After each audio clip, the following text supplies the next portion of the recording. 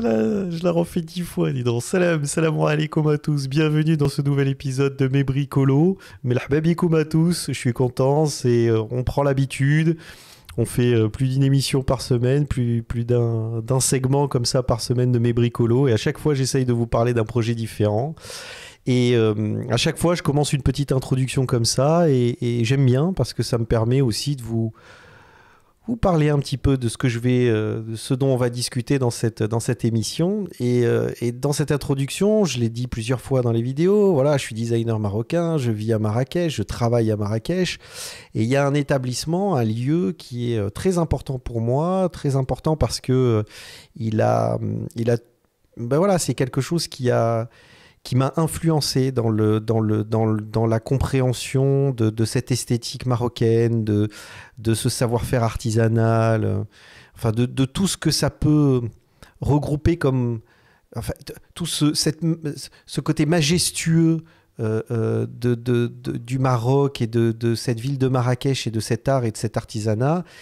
Et c'est la Mamounia. Et aujourd'hui, j'ai envie de vous parler de la Mamounia parce que c'est un lieu, c'est une vitrine de ce savoir-faire marocain et de ce savoir-faire artisanal, de cette élégance, de ce raffinement, de cette notion d'accueil, de recevoir, de bien recevoir, l'art culinaire, enfin, tout ce que regroupe. Tout ce qui regroupe un petit peu cette beauté, ce savoir-faire marocain, on le trouve d'une certaine façon à la Mamounia. En tout cas, c'est une vitrine. Et donc, il a subi plusieurs rénovations, dont une des plus importantes avec Garcia il y a 10 ans maintenant. Bon, je m'y étais rendu. Moi, j'avais l'habitude depuis que je suis petit d'y aller. Franchement, honnêtement, depuis que je suis petit, j'ai l'habitude d'aller là-bas et j'aime bien y aller, surtout pour le jardin.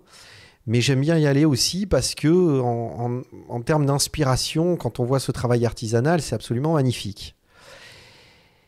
Et donc, Garcia a fait une première interprétation, une première rénovation avec son interprétation. On voyait vraiment le style Garcia.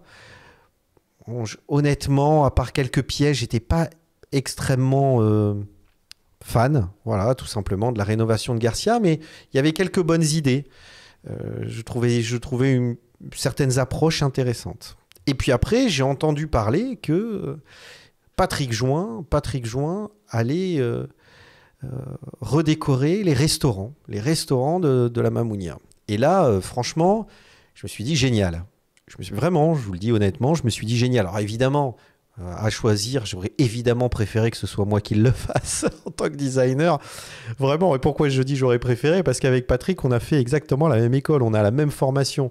Alors évidemment, lui, sa formation, il a été diplômé de l'ENSI Les Ateliers en 92, moi j'ai été diplômé en 2005, mais on a eu la même formation, donc en tant que designer industriel, designer global, savoir que Patrick Join allait rénover voilà, les restaurants et les lieux de restauration de la Mamounia, j'étais vraiment intéressé de voir un petit peu ce qu'il allait en faire. C'était quelque chose qui me plaisait dans l'idée. Et je me suis dit, tiens, ça va être différent, ça va être vraiment différent, parce que là, on est vraiment sur un designer d'espace, un designer d'environnement et un designer produit. En plus, il est associé, donc ça, c'est son site internet avec Mankou. Alors moi, je connais bien Patrick Join, je le connais bien parce qu'en plus j'ai eu l'occasion de le rencontrer plusieurs fois puisqu'il a fait l'ENSI et en tant qu'ancien élève de l'ENSI, on a la chance de j'ai rencontré Jean-Marie Massot, Nathalie Crassé, tous ceux qui ont fait l'ENSI, Mathieu Le Hanner, etc. Je les ai tous rencontrés, on a tous eu échangé, discuté, Laurent Massalou évidemment et Jean-Marie Massot, il a fait un projet à l'ENSI, donc moi j'ai travaillé avec lui, pareil avec Laurent Massalou. Et à chaque fois, on apprend énormément de ces gens-là.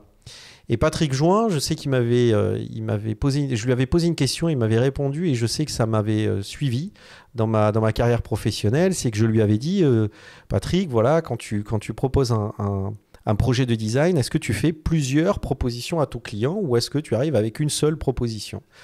Et il m'a dit, non, je ne fais jamais plusieurs propositions.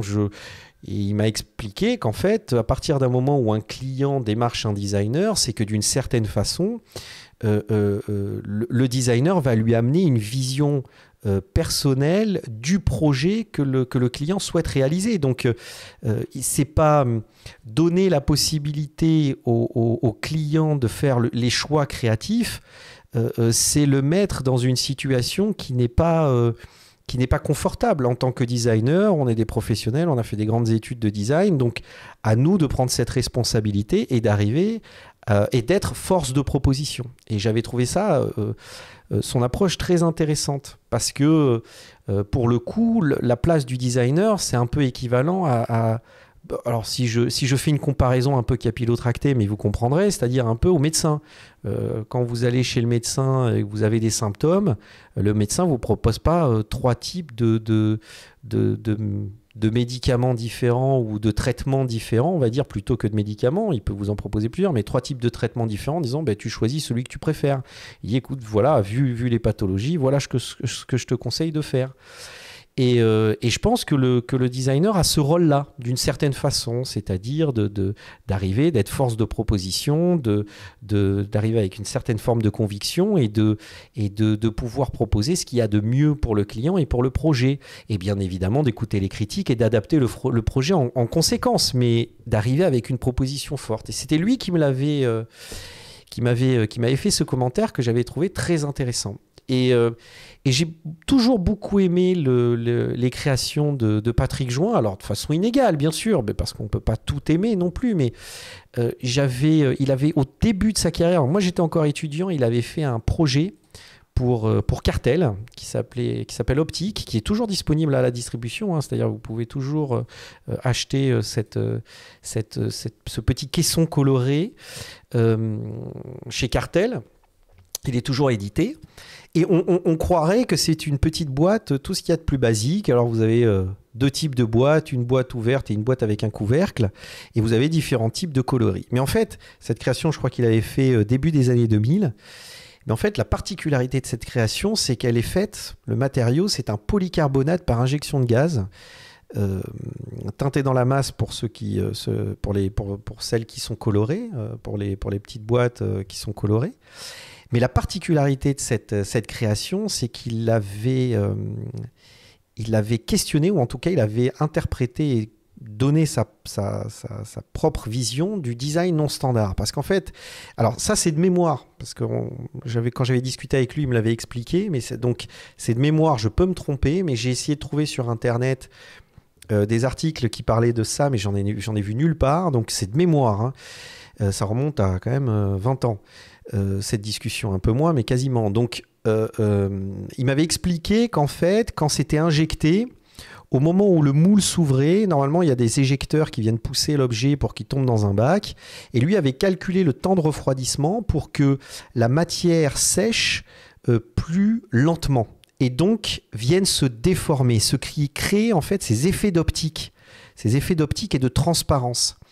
Et si on regarde en détail cet objet, c'est-à-dire si vous vous rendez dans une boutique Cartel, il y en a une à Casablanca, et je crois que les caissons sont disponibles en boutique. Si vous regardez, vous verrez qu'en fait, il n'y a aucune boîte qui se ressemble. Toutes les boîtes sont différentes, parce qu'en fait, le temps de refroidissement changeant l'optique, vous n'avez aucune boîte qui a la même façon de traiter la transparence, de proposer ce rendu de couleur et de transparence. Et je trouvais ça très intéressant parce que moi, je me rappelle quand j'étais à l'ENSI, j'avais comme directeur de diplôme de mémoire, pardon, pas de diplôme, mais de mémoire, Nicolas Borg-Pisani, qui est un grand théoricien du design et historien du design. Et à l'époque, il n'avait dans la bouche que le design non standard comme étant la prochaine révolution du design après l'éco-conception. Et le design non standard, il ne faut pas faire il faut pas mélanger personnalisation et design non standard. La personnalisation, c'est on a un objet fini industriel qu'on vient personnaliser, comme par exemple sa voiture ou n'importe quoi. Mais le design non standard, c'est que dans le processus de fabrication, on vient par un système, soit des algorithmes, soit dans le cas de cet objet, le temps de refroidissement, infliger à la matière ou à l'objet une modification qui fait qu'il sera différent. Chaque objet sera différent. C'est comme un petit peu injecter de l'artisanat entre guillemets, dans un objet industriel. Donc c'est révolutionnaire, et notamment un des principes de fabrication qui est à l'image de ce concept de design non standard, c'est le prototypage rapide, l'impression 3D et le frittage de poudre. Et Patrick Join, juste après avoir fait cet objet pour Cartel, il a été édité chez MGX, et il a créé ce tabouret en impression 3D par frittage de poudre, monobloc, monomatériaux, sans assemblage, qui est en fait un tabouret qui vient se plier, donc il est fabriqué entièrement dans la machine. Il n'y a pas de manipulation après de l'objet. Moi, je me rappelle, en 2006, je venais tout juste d'être diplômé de l'école, j'avais vu cet objet, j'étais comme un dingue, parce que c'était vraiment... Le prototypage rapide était quelque chose qui était encore assez spécifique, et quand assez particulier, on n'en parlait pas vraiment encore. C'est pas comme dans les années après les années 2010 où il y a eu vraiment tout le monde en parlait dans les médias avec plusieurs sujets, etc. Mais là, on était vraiment au début, et l'interprétation, en tout cas son traitement de cette technologie de prototypage rapide et l'objet qu'il a créé était pour moi fabuleux, parce que là, il y a tout, quoi. On a l'ergonomie, la fonctionnalité, tout ce que le designer doit penser. En plus, l'objet est très beau. Il l'avait pensé, il l'a créé dans cet objet-là. Je ne l'ai jamais vu en vrai, je ne l'ai jamais manipulé, je me suis toujours posé la question de la solidité structurelle de l'objet, mais je l'ai toujours trouvé très intéressant. Et par contre, Patrick n'a jamais été vraiment connu par ses objets. C'était en tant que designer, moi je connaissais, mais ce n'était pas trop l'édition qui l'a fait connaître, c'est vraiment les projets de design d'espace qu'il a fait. Et notamment, il a travaillé pour Alain Ducasse, il a fait les restaurants d'Alain Ducasse. Il a un style très particulier où, dans un espace qui a son histoire et qui a son architecture, il vient créer des objets avec un style très moderne, organique, assez rond, avec des couleurs assez vives. Et je vous conseille d'aller voir toutes les créations qu'il a fait, enfin tous les espaces qu'il a fait pour Alain Ducasse et pour d'autres clients.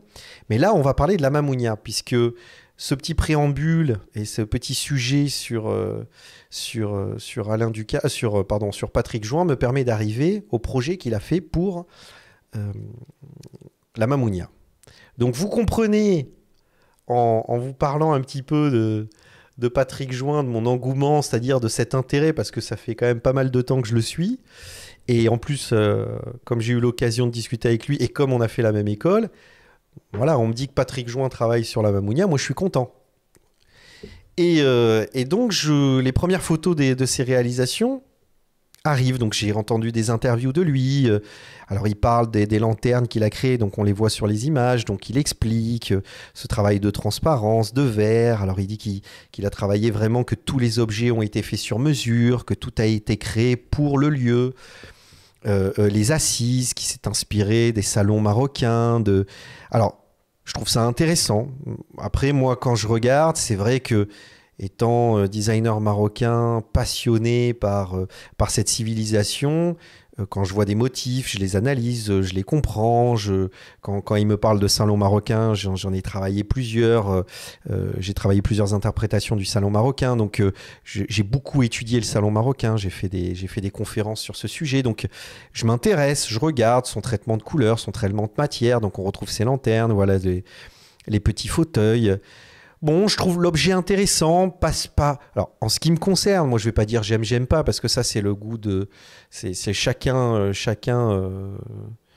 a sa propre idée du projet. Bon, je trouve les projets intéressants, mais bon, voilà, je suis pas plus émerveillé que ça sur, par exemple, les petits fauteuils, les petits canapés. Je trouve ça plus intéressant, son traitement, son travail sur les assises de cette zone de restauration. Je trouve ça plus intéressant, toujours pareil. Alors, travail des couleurs, des matières, c'est bien, c'est intéressant. Et à chaque fois, alors, vous pouvez tomber sur ces interviews, si vous regardez sur Google, sur YouTube, on en verra une. Mais voilà, il parle du fait qu'il a vraiment travaillé des objets sur mesure, qu'il a travaillé avec des artisans. Donc moi, je suis intéressé. Donc là, on retrouve bien le style de Patrick avec ses luminaires. Donc on voit vraiment un style, une ligne très arrondie, très organique, qui est vraiment sa signature au final. ce travail de couleur et de matière. C'est élégant. J'aime bien cet espace, ce grand luminaire. On retrouve un petit peu, hein, c'est vraiment ce qui caractérise le travail de Patrick Join. Voilà, on continue. Ça me fait penser au Plaza Athénée qu'il avait interprété avec une grande colonne centrale aussi un peu pareil. Voilà, c'est intéressant, travail de la lumière, etc. Donc il a un compte Instagram qui n'est pas très vieux et qui remonte justement les premières images de son compte Instagram, c'est la Mamounia. Donc il n'est pas très ancien, mais bon, ça vaut le coup. On voit vraiment, il y a de belles photos qui sont disponibles sur son compte Instagram, enfin le compte Instagram de son agence Join Mancu. Mancu, j'ai peur de mal le prononcer, mais bon, c'est pas... Et donc vous pouvez, vous découvrirez ces photos et de ces projets. Donc moi après sur le style, voilà, on apprécie. Moi je sais que c'est un travail qui est élégant, c'est bien fait, il y a une bonne recherche des matières, il y a un bon équilibre des couleurs, c'est du style de chez Patrick Join, il n'y a aucun doute là-dessus. Donc après chacun fait son idée. Moi la seule chose que je remarque c'est que c'est bien fait. Et après on va écouter juste une petite partie de cette interview qu'il a réalisée en octobre, à l'ouverture, octobre-novembre, à l'ouverture, et on va l'écouter ensemble. Alors, Nous avons eu la chance de travailler sur les espaces de restauration de la Mamounia, notamment un salon de thé pour Pierre Hermé, un restaurant italien et un restaurant asiatique avec le chef Jean-Georges Van Gerichten. Donc voilà, il précise simplement, mais il a travaillé sur les espaces de restauration. Mais voilà, on est dans un lieu qui est connu du monde entier. C'est vrai. Pour sa qualité, où les gens ont plaisir à venir. C'est un havre de paix. Et donc nous, on est venu apporter une touche de modernité, mais avec beaucoup de qualité, la qualité que les artisans d'art amènent dans les projets. Alors ça c'est vrai, c'est-à-dire que amener de la modernité à travers ses créations, c'est clair. J'ai aucun souci là-dessus, c'est vraiment ce qui a été fait. Un travail de qualité en recherche de la matière, c'est vrai, d'ailleurs je vous l'ai dit, hein, ça se voit. Et j'irai le visiter parce que j'ai pas eu l'occasion de le visiter et d'y aller encore. Et après il parle des artisans. Vous voyez, donc c'est intéressant, on se dit artisans d'art et que toutes les pièces ont été faites sur mesure. Quand je pars sur son site internet, qui est bien fait parce que il met les noms des entreprises et des collaborateurs avec lesquels il a travaillé sur ce projet, et il met des éléments techniques, donc c'est intéressant. On a différentes sections, éclairagisme, machin, et on arrive sur la partie artisan. Donc je me dis, ah c'est génial, il a partagé les artisans avec lesquels il a travaillé.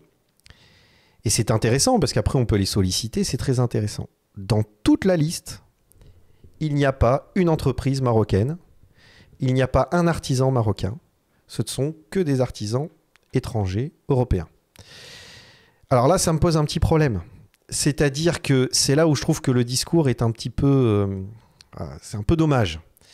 Et vous voyez, je ne vais pas parler du style, je ne vais pas parler là, chacun peut se faire son idée. Mais là-dessus, je trouve ça dommage. On a des très très bons artisans au Maroc. La Mamounia est une vitrine de ce savoir-faire artisanal qui a été interprété par différents décorateurs, architectes et pour la première fois par un designer. Tous ont travaillé avec des artisans marocains. Garcia, et je le sais car je connais des artisans qui ont travaillé avec lui sur le projet de la Mamounia. Garcia a fait travailler beaucoup d'artisans marocains. Et là, il a pris le parti pris de ne pas travailler avec aucun artisan marocain, avec aucune entreprise marocaine. Alors, excepté l'entreprise Générale, mais ils ont un cahier des charges, ils font attention à ce que tout soit placé correctement, tout soit fait correctement. Mais ce ne sont pas des artisans. Donc ça, c'est plus gênant pour moi. C'est plus gênant parce que que le choix de la Mamounia est de travailler systématiquement avec un designer décorateur français. Bon, ils font ce qu'ils veulent, c'est leur choix. Je pense que si on était sur un établissement emblématique français, un établissement qui qui est un établissement qui est le symbole de ce savoir-faire français, qui serait conçu, designé ou en tout cas dont la rénovation serait faite par un designer marocain, je pense que ça soulèverait au moins des questions. Donc je pense que la question, on peut la soulever, c'est-à-dire que cet espace emblématique, cet hôtel emblématique qui est une carte de visite extraordinaire pour ce savoir-faire marocain, cet artisanat marocain, cet accueil, soit fait systématiquement par des décorateurs ou des designers français, on peut se poser la question. Mais c'est un choix, à la limite, à partir du moment où la société qui possède la Mamounia décide de travailler avec un designer français, c'est son choix. Mais maintenant que ce designer français réalise, dans le respect justement de l'idée de la Mamounia, des pièces sur mesure faites par des artisans d'art, mais qu'aucun artisan ne soit marocain, alors qu'on sait qu'une des caractéristiques extraordinaires du Maroc, c'est son artisanat et son savoir-faire artisanal, je trouve ça un peu dommage. C'est d'autant plus dommage que dans plusieurs interviews, il parle de style arabo-mauresque. Alors, on parlerait d'architecture hispano-mauresque, on parlerait de géométrie islamique. Il faut faire attention aux termes qu'on utilise, mais ça montre aussi que en travaillant avec des artisans, on apprend beaucoup sur ce savoir-faire, sur cette culture, sur cette tradition, sur les symboles de ces différentes géométries, sur les matériaux à utiliser, pourquoi, comment. Moi, je sais que dans ma carrière professionnelle, à chaque fois que je travaille sur un projet, là notamment, je travaille sur 2 projets pour 2 établissements différents, un projet de scénographie et un projet de meubles, d'espace, de mobilier. À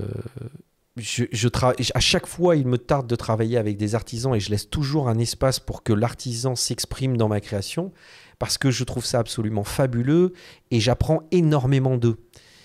Donc, moi, je fais juste ce commentaire de dire je suis très content qu'un designer diplômé d'une école de design fasse un projet au Maroc et le projet de la Mamounia.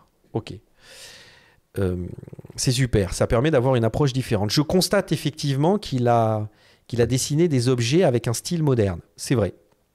Je remarque aussi, à travers les photos, qu'il y a un travail d'exécution qui est magnifique, qu'il y a un travail des couleurs et des matières qui est absolument remarquable. Ça, c'est vrai.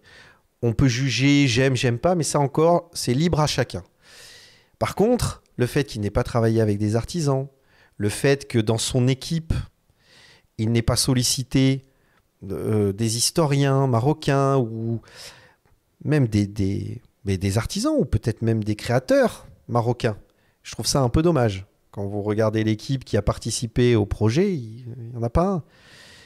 Même la boîte de consultants principale, c'est une boîte française, installée au Maroc. Donc, voilà.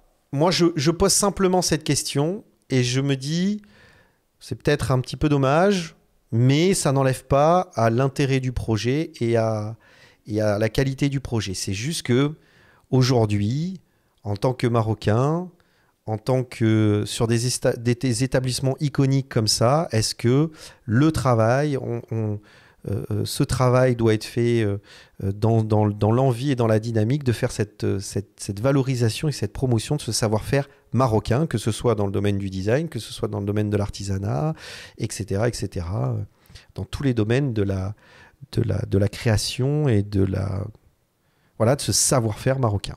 Voilà, donc je soulève la question. C'est une vidéo que j'ai faite plusieurs fois, j'ai pris du temps, vous avez vu, j'ai mis plus de 6 épisodes avant de faire cette vidéo parce que je voulais prendre le temps de me sentir un peu plus à l'aise, de discuter devant la caméra pour vous parler de ce projet. Et puis après, les commentaires sont là, vous laissez vos commentaires, vous partagez cette vidéo et on discute et on se pose la question ensemble parce que c'est une question qui est très intéressante. Voilà, et sur la prochaine vidéo, j'ai un bon projet bien marrant à partager avec vous. Donc, on reste connecté. À très vite. Pslama à tous et j'espère que ça vous a plu. Et à très vite. Pslama.